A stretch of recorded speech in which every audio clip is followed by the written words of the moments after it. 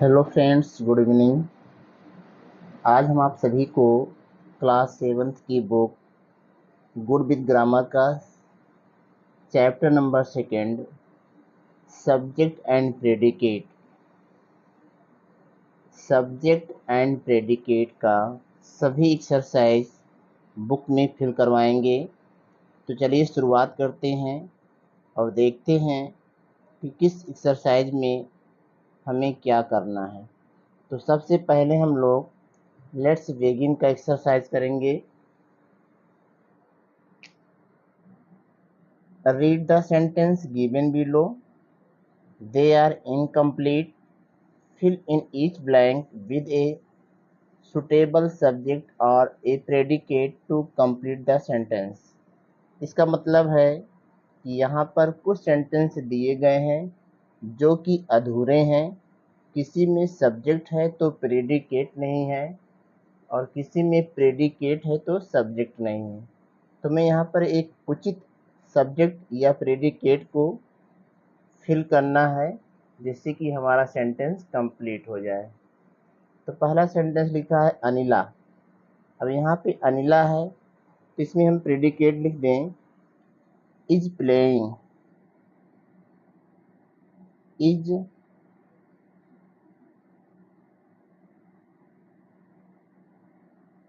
Playing in the playground. Anila is playing in the playground. Anila खेल के मैदान में खेल रहा है।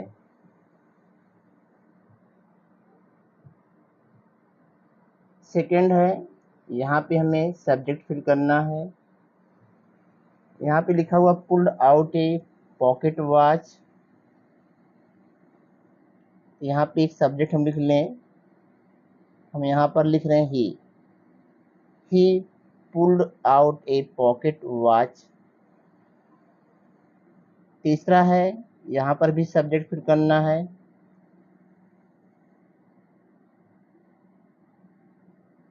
The prime minister.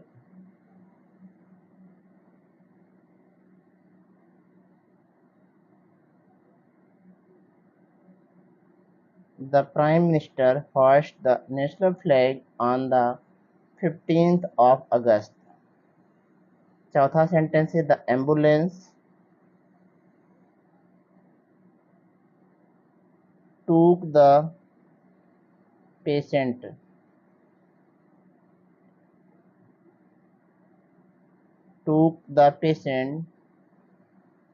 to the hospital।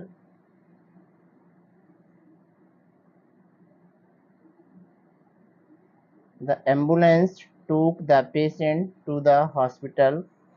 पांचवा सेंटेंस है the man and his dog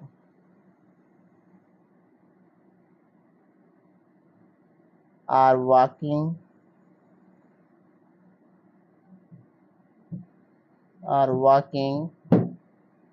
in the park.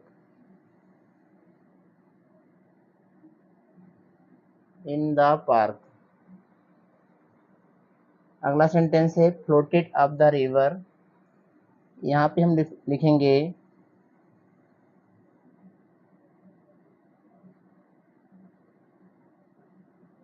The paper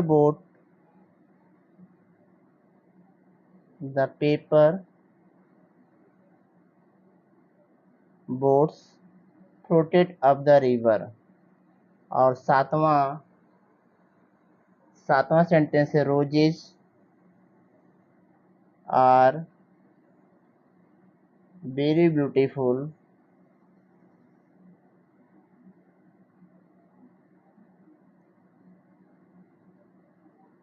in the garden. Roses are very beautiful in the garden. यह हमारा सातवां सेंटेंस था।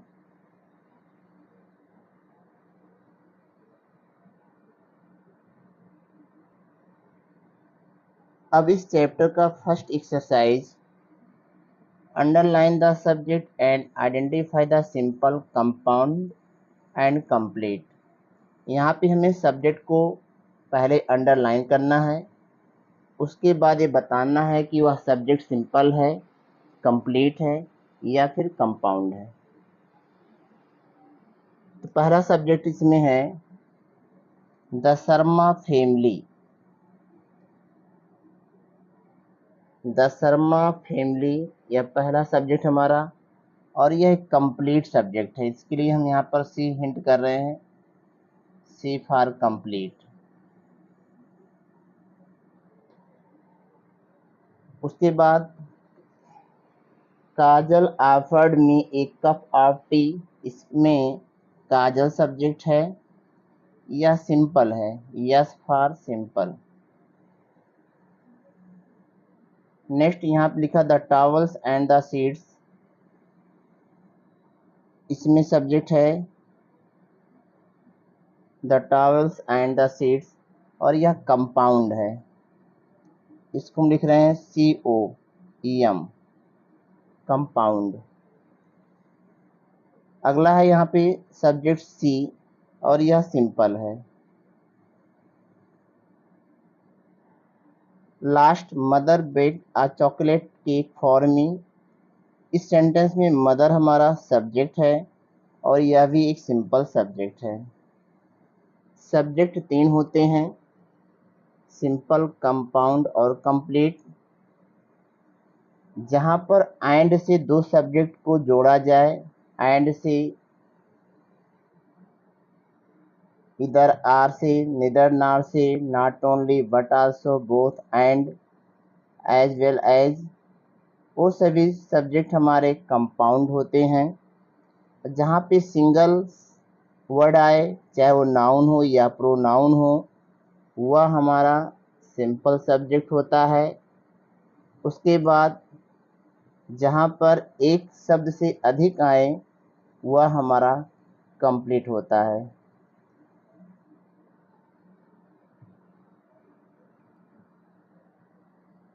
सेकंड एक्सरसाइज है identify the subject in each of the following sentence. इसमें हम लोग को केवल सब्जेक्ट को आइडेंटिफाई करना है, जो कि बहुत ही आसान है, क्योंकि एक सेंटेंस के 2 पार्ट होते हैं, एक सब्जेक्ट होता है और एक प्रेडिकेट होता है। तो चलिए शुरुआत करते हैं इसका। Each and every student in our class, यह पार्ट हमारा सब्जेक्ट है। ईच से लेकर के क्लास तक यह पार्ट हमारा सब्जेक्ट है।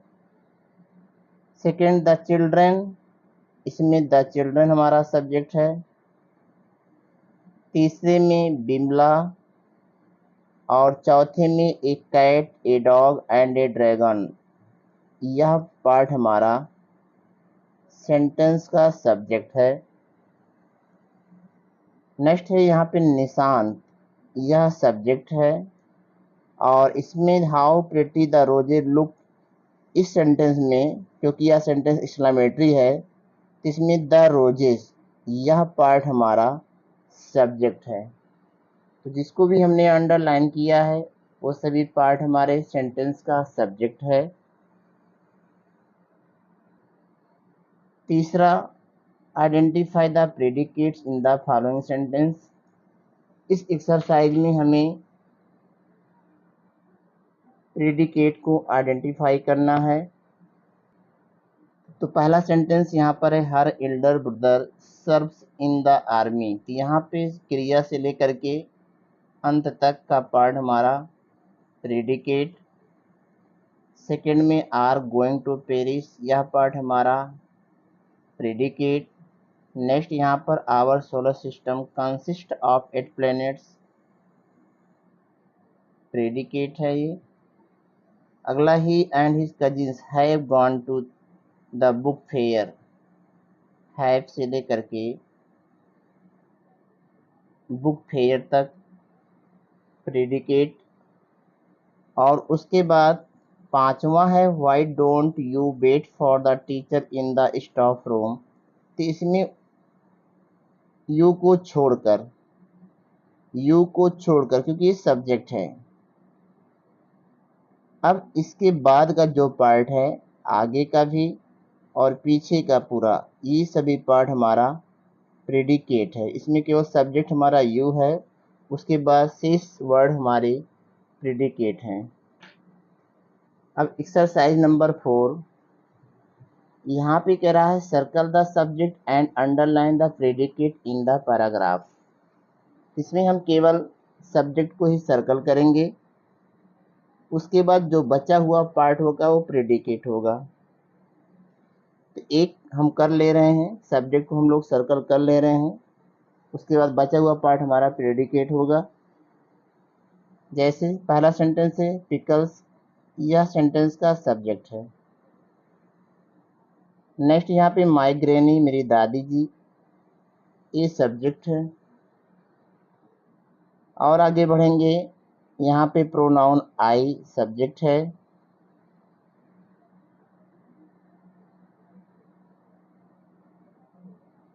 यहाँ पर भी आई सब्जेक्ट है, सी हमारा सब्जेक्ट है, यू हमारा सब्जेक्ट,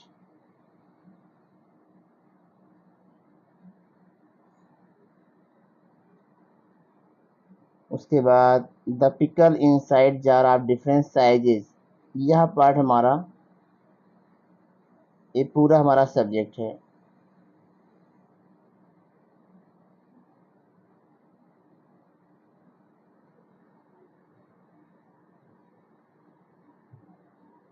उसके बाद लास्ट यहाँ पर बी, जिनको भी हमने सर्कल किया ये सभी हमारे सब्जेक्ट हैं।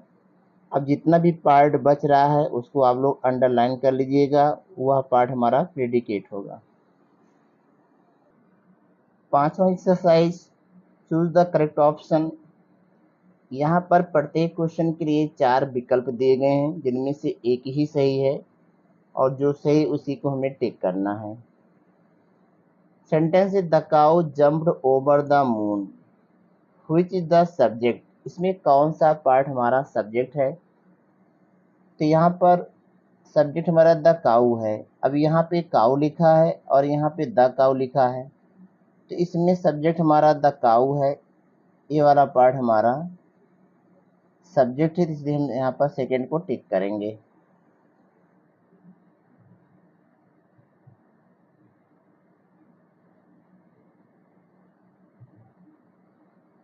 फिर अगला सेंटेंस है I have the file saved in a hard drive, which is the subject. यहाँ पर आई हमारा सब्जेक्ट है, तीसरे को टिक करेंगे।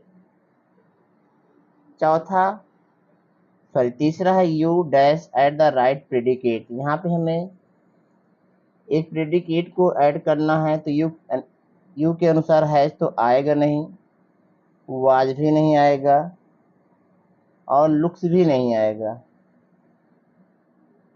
तीसरे में हम टिक करेंगे look as busy as a bee, उतना व्यस्त जितना कि मधुमक्खी।